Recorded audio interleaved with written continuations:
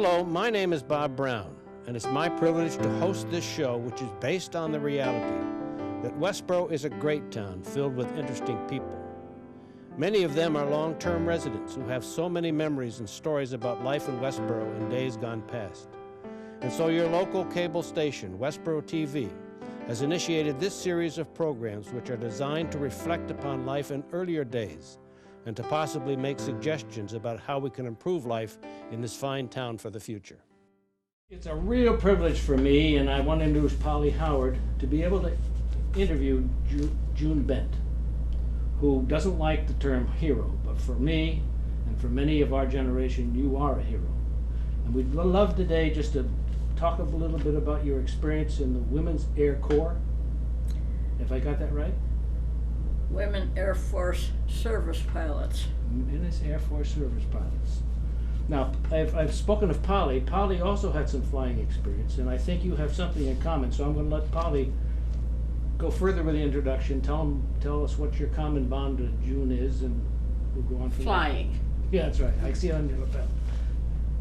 First time I flew, I was 11 years old, and I flew up into the woods with a Piper Cub loaded with supplies for a camp. And I laid down on the supplies, and it was on the lake, and we were going down the lake, and Jerry Smead said, "Polly, you gotta hold the door because it's broken." And it was the door that one part went up, so here I am. And I was in heaven. And from then on I loved flying. I tried to get in the Wasps, I was too young. My father said, "Go ahead and try." Didn't work. They didn't want me. And I flew all through college, but then there wasn't any money, so I didn't fly after that. But I go up in a plane anytime anyone will ask me. But I did a lot of flying, and all on pontoons or skis in the wintertime. So it was a lot of fun. Tell them where that was, Polly. Northern Maine, up in the woods. Name a town. Ashland, Maine, and the lake was in Portage Lake. And I'd go down all day long and sit where the planes landed, hoping somebody would ask me to go up. And they did quite often. Not always with the pilots that were, well, I won't say anymore. Wasn't there an instructor that you knew who yes. ended up with Reno Cormier, who was a good friend of mine, and he took me up a lot, and he taught me most of what I had to know, and then my brother, Bill. And then Reno went on to become an instructor in the Wasps, and he wanted to go overseas, but they wouldn't release him. So he stayed with the Wasps till they were through. And you wanted to get in too. I did, but I was too young. Yeah. Once I was too young for something. So let's come back to June now. People don't say that about us now. No, they don't. June, tell us a little bit about what motivated you to go into the Wasps. Well, somebody said, "Why don't you join the Wasps?" And I said, "Well, why not?" But you don't join the Wasps, you are accepted by them. Because we had personal interviews, we'd have letters from a couple of respected citizens, I suppose. And at the time I got in, we had to have 35 hours of flying time to begin with. They had to have many more than that, but there weren't that many women that had a lot of flying hours. So they soon had to drop that. And this was the year when? 42 would it be? I got in 43. I got orders to report to Texas. October 43. How old were the Wasps at that particular point? Well, they started 42. 42, okay. My class was about the middle of the program. I wasn't the very first ones. They had a really tough time. Did they? From all I hear and all I've read, because many of the Wasps have written books, and people have written books about them, and they all have their own stories to tell. Right. But their first assignment was Houston, Texas. They had a training at the municipal airport down there. for the first few classes until they got things together a little bit better and found an airfield for us in Sweetwater, Texas, which had been used by the men cadets. And I understand that they overlapped a couple of weeks with the women coming in and the men still there. But I know later on there were quite a few forced landings by the boys at the girls' training bases. What force was that?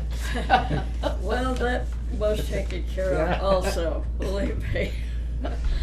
And they used to call our training base Cochrane's Convent.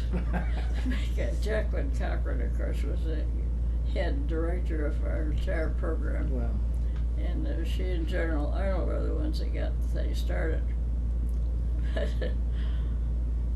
Now, you were really in the beginning of this whole thing, and my understanding was you didn't have uniforms, you didn't have barracks to stay in. No, right. We didn't have a place to eat, anything. At Houston, the girls in Houston had a tough time. They didn't have, they finally ended up by finding a motel where they used the motel to house the girls.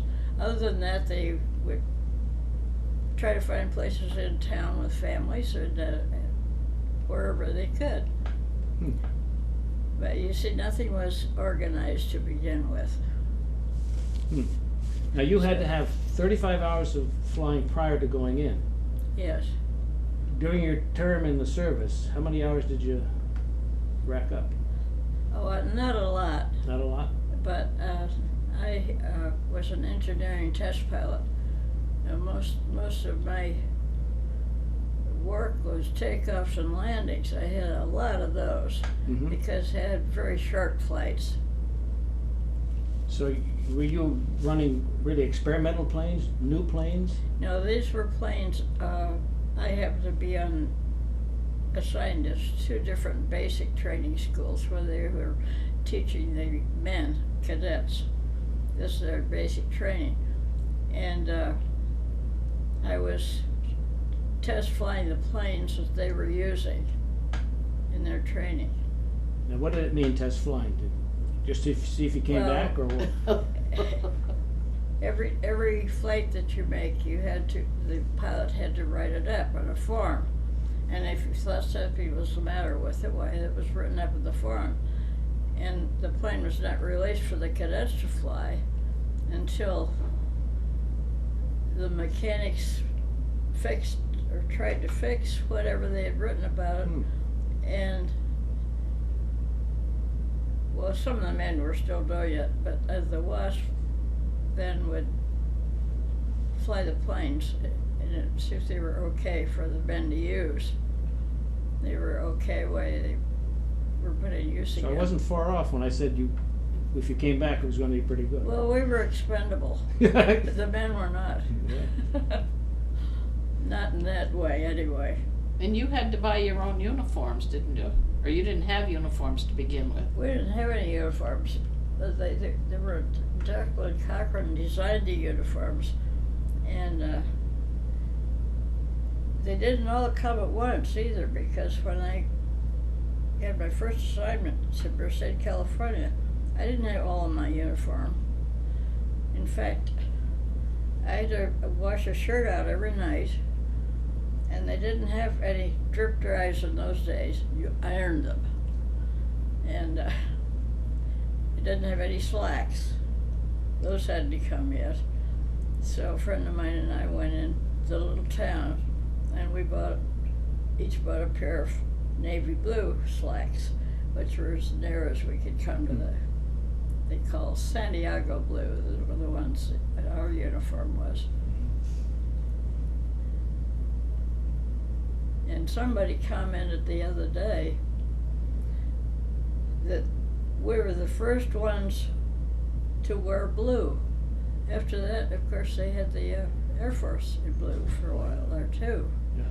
They said our uniforms were the first ones to wear the blue form. which I never thought about before, but it's true. Back when you went in, how could you describe the country? Was the country really gearing up for war? We really weren't ready for it when it came. I think so. There were a few of us that were flying, and how I happened to get in flying in the first place. The first plane I ever flew in was a Ford Trimotor.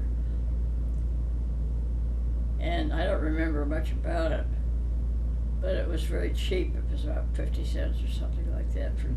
It took people up for rides. And later on, I had the occasion to ride with, much later, at one of the airports. They had a Ford Trimotor, all rehabilitated. They were taking it around to air shows and having people ride. And the ride, there was $10 for a ride. Mm. My husband didn't particularly want to do it, but I thought it'd be kind of fun, so I did. But it was funny because we were at Elmira, New York. They had a little air show there. And on the other side of the field was Schweitzer Aircraft, and Schweitzer made the gliders. Mhm. And we could see them towing up the gliders and whatnot. But anyway, get back to the Ford Trimotor. I got in there, and of course it's pretty noisy. And we flew and we flew and we flew and we flew. We were still over the airport. I mean, it was so slow. And a little bit of wind. But it was kind of fun anyway. It was living a little history over again. But what motivated you to want to go in the Air Corps? You were how old at the time? Well, I never had any desire to fly. But I was into horses. oh, but I something showed- must have motivated you about the war. I Something, showed saddle horses. did you? For a couple of years, I rode for other people and stuff, horse shows. Great. Yeah, that was my big love. Now, I had a cousin, for some reason or other, I must have signed a note for him or something, but he owed me some money, and he had a job with one of the flying services at the airport. And so, to pay me back, he arranged that I take flying lessons. So that's how I got started. And then there was a nice, friendly, fun, a few girls and fellas out there all flying, and we tended to kind of get together and do things. And of course, the government put in this program of civilian pilot training, CPT. And they paid everything for it. I was too old to get into the program. So I had to pay for all my flying, and believe me, I didn't do very much of it because that was depression, still depression. So I didn't have an awful lot of it. But what made you decide to join the Air Force? We never were part of the Air Force Well- until 1977, and they got a bill through Congress. I apologize for the misterms, but History. whatever it was that you went up there. History. Yeah, that's right. That's what we're trying to get over. That's right. Well, they had a Civil Air Patrol started. Mm-hmm. So we all who were doing a bit of flying, and there were a couple of people on their own little airplanes, and most of us didn't. But it was all organized as the Civil Air Patrol. We had our uniform was khaki slacks and a white blouse, and we met regularly. We had different classes to learn different things. One of them that I do remember, the one that did me the most good, was learning Morse code, how to send radio stuff. Because we had to have that after we got in the WASP. It was one of our ground school things. We studied that too. Mm-hmm. But the Civil Air Patrol is still going. That's right. I mean, they're did a lot of good jobs. Did you go in as a group or did you go by yourself from the Civil Air Patrol? Well, we just became a group. Okay. I mean, it wasn't. This was just coming on at Yeah. the time, and there were a couple of girls from home that joined the WASP, but well, I'd really never heard about the WASP at all, and we finally heard a little bit about it, and well, a bunch of us belonged to the AOPA also. That's Aircraft Owners and Pilots Association. And we also had a little girls flying club, which we called Petticoat Flyers. Hmm. I became the president. And I was the vice president of AOPA. And at that time, these other two girls had gotten the WASP, but they were a couple of classes ahead of me when I finally got in. And the president of AOPA said, "Why don't you join the WASP?" And I thought, well, why not? At the time, I was working for a company that had defense contracts, as I was secretary to a bond attorney. But municipal bond business fell off so much in those days that I felt like I was taking my salary and not doing anything. So I had a chance for this other job, and I think my boss was rather glad this came about, because he went in with another lawyer, and they did fine, I guess. Mhm. How many women were there eventually in the WASPs? Do you have any idea? There were, in the WASP are the ones that got their wings. Yeah. That was a different. Okay. There were 1,074 of us that got our wings. Mm. There were about the same number of washouts and those few who left as there were with the men. Mm-hmm. Mm-hmm. That was the story after it was all over. They reported all. Now you told us you were an experimental pilot. What did some of the other women do in their piloting? Was it true that they towed gliders, for example, or did they? Well, they towed targets. For gunnery. Okay. And that's what I just, my latest book I just bought, and I'm just reading it, about Camp Davis. And that's where they towed the targets and had the gunnery practice and everything. So I'm learning about that, because I hadn't really heard any details about the target towing, except that the girls did. Yeah. Some of the girls did that. And some of them were sent to B-17 school. Not an awful lot. A friend of mine was a B-17 pilot. And she's also a past president of the WASP. Is that right? Oh, she thinks B-17s are the best airplanes that were ever made. That was my favorite airplane. That's what I thought it was. Yeah. It was a good airplane. Now, did they fly those planes overseas? Take them overseas? No. No? The WASP released men so the men could have overseas duty. Okay. And we did all the jobs that the men had been doing in the States. Country. Okay. It depended on what command you were assigned to. It depended on what you flew and what you were doing. Quite a few of the girls were in the ferry command. So they finally, with extra training and whatnot, they were flying fighters and bombers and from the factories to the bases and whatnot. Those are the ones that you always hear about.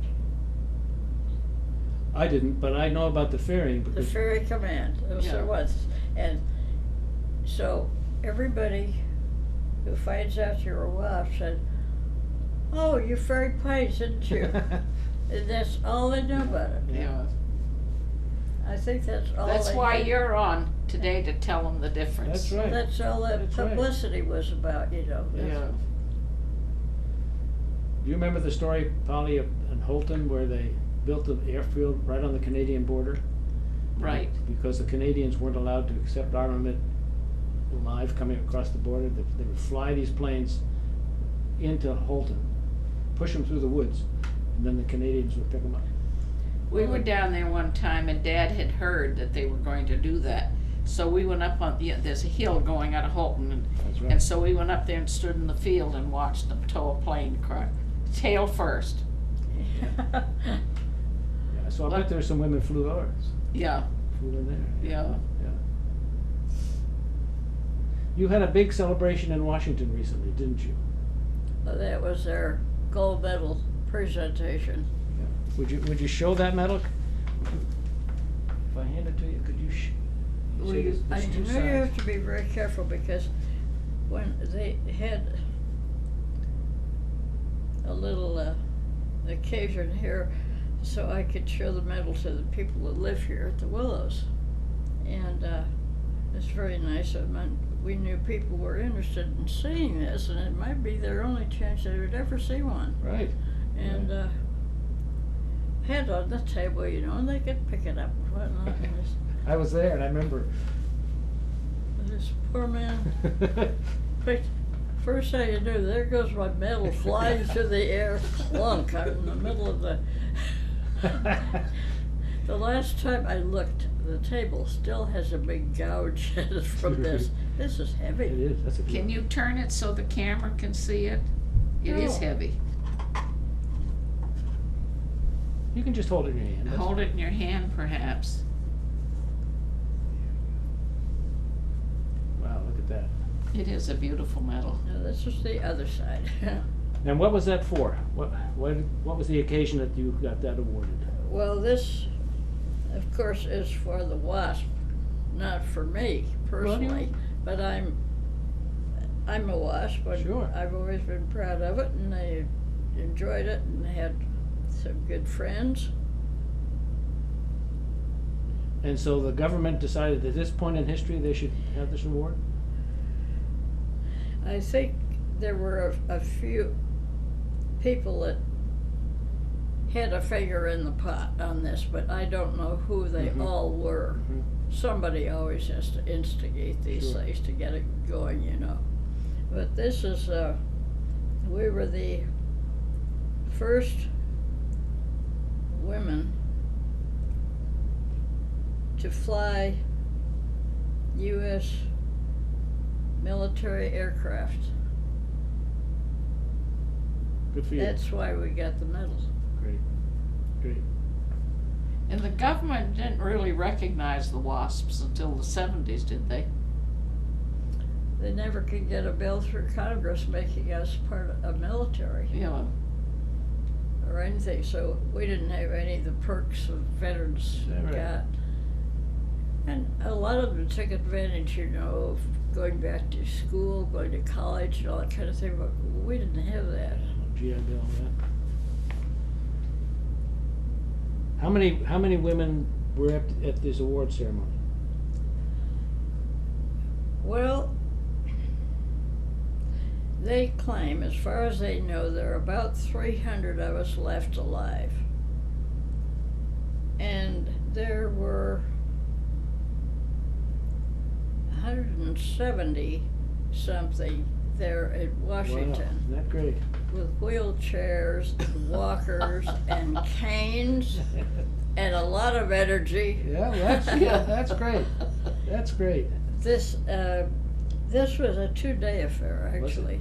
The ceremony itself was on March the 10th, on a Wednesday, but Tuesday they had some memorial services at the Air Force Memorial, Oh, yeah.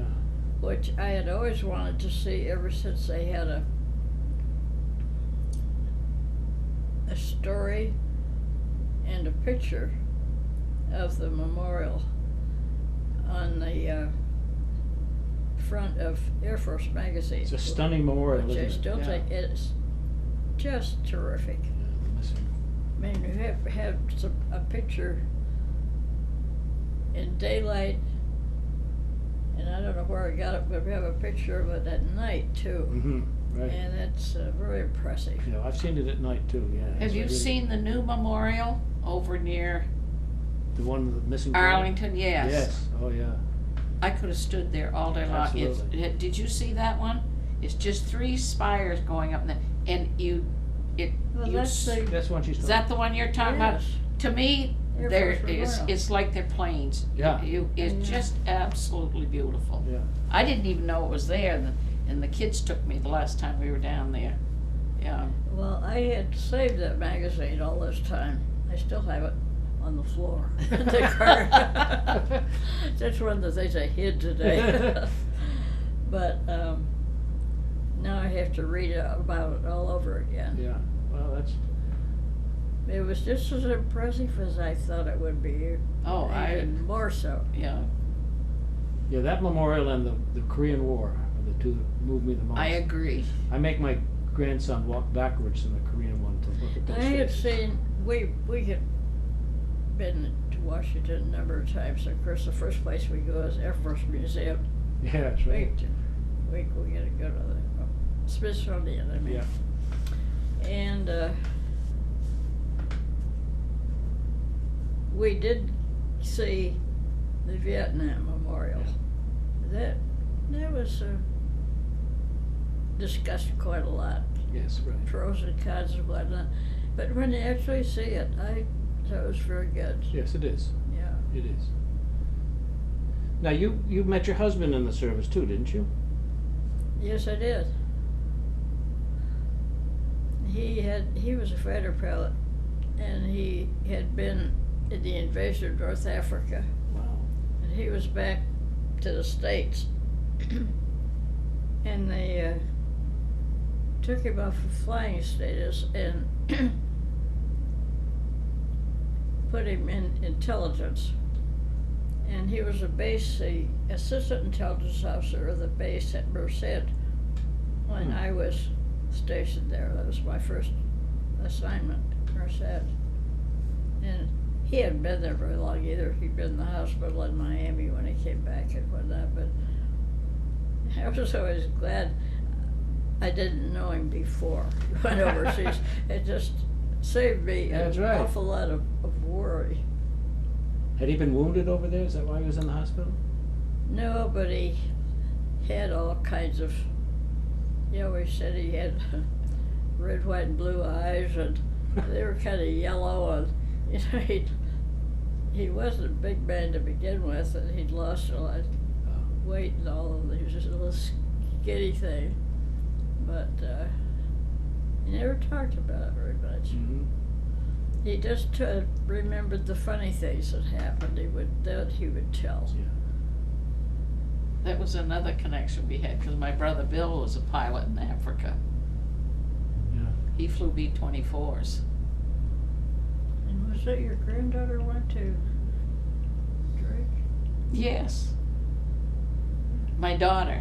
My Yeah. daughter went to Drake. You grew up in Dubuque. Des Moines, I mean. She's in Dubuque now. Yeah. And Lenore went to Drake. I went to Drake, and your daughter went to Drake. And Yeah. your daughter Great went, was connection. it your daughter went to Wheaton? One of them. Yeah, and my mother went to Wheaton. And one of my daughters went to Wellesley, the other went to Wheaton. Okay. So, So we have a lot of Yes, connections. you do. Yeah. Yes, you so do. which we just found out by chance. Yes. Talking. Yes. Small world. Small It is world. really. Well, June, I don't know if you understand the import of what you've done. This community is full of lots of good people who have very unique stories, yours being one of the most unique. But it's more than that. There are a lot of young people who kind of wander around through life. And whether it was the war that caused this or whatever it was, your generation really stepped up and did things that, for me, were heroic. You stepped away from home, you left friends, you went off to do your part in saving this country and saving this world. And that, for me, is the definition of a hero. It was the first time I was ever away from home at Christmas.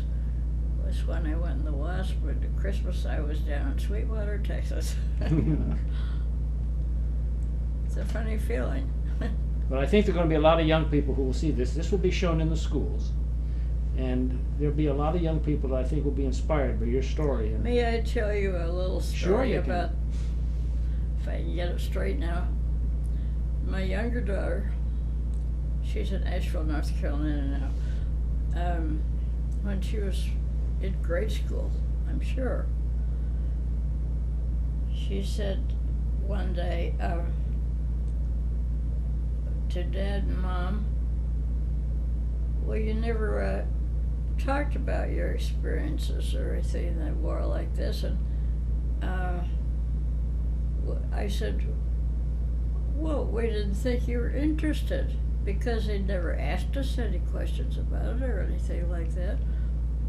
And she said, Mother, she said, that's not true. She said, why, I'm the only kid I know whose mother wore combat boots. And I can't. I love that story. Yeah, that's great. I actually didn't wear combat boots, but that was her idea of somebody in the service. They wore Sure. combat boots. Yeah. That's a great story. Yeah. Polly, you have any other remembrances? Things you No, wanna ask? I still today go out on my back porch every time a plane flies over. I was a spotter during World War II. I don't know how far I walked, maybe 3 miles, out on a hill to an old farmhouse. People had gone away for the war. Most of them went to Connecticut to work. And they took over this old farmhouse. There was a table and 2 chairs, a telephone, and an outhouse. And that was it. And I don't know how long I stayed there. I think I was probably there 5 or 6 hours on every Saturday. And every plane that flew over, you had to identify what the altitude was, what direction they were flying, how many there were. And I don't know where the phone call went, but you made a phone call. And I always thought I saved the war. And I remember when Churchill flew over here, we didn't know it till afterward, but there were 24 B-17s with him, and it was when he spoke out in the Midwest. And then we happened to be, and my sister and I were awake when the planes flew back, and we could count them. They were that low. Wow. But I just love anything to do with airplanes, and I still do. Yeah. My house looks like it. Airplanes everywhere. But no, it's some people like cars, some like boats. I like airplanes. Well, I still look at them when I hear what you go over too. Yeah, yes. You know, my husband was interested in planes all of his life. He started flying in England because his father worked over there for Eastman Kodak for many years after World War I, and didn't retire and come back to the States till after World War II. And so he was the youngest at one time, he said, in England to hold an autogyro license. Oh, for heaven's Yeah. sakes. Yeah. I remember them, yeah. So everything was, we had a few airplane things. He made a model of his P-40. That was his love, was the P-40, because at that time that was That was the plane, yeah. the plane. That's what was the fastest plane at one time. Well, it was at the one time, yeah. Yeah. Great. Well, June, I want to thank you again. This has been a real treat to visit with you again and to hear your story and to spread it around Westborough. Well, thank you. I think you'll spread it around. Well, spread it around. Bob spreads it. Yeah. Well, I'm the big mouth. We'll get it around. So thank you very much. And thank you for hosting us here in your well, apartment. you're quite Appreciate it. welcome. You want me to put that back on? I don't want to shut it up. No, we'll Just put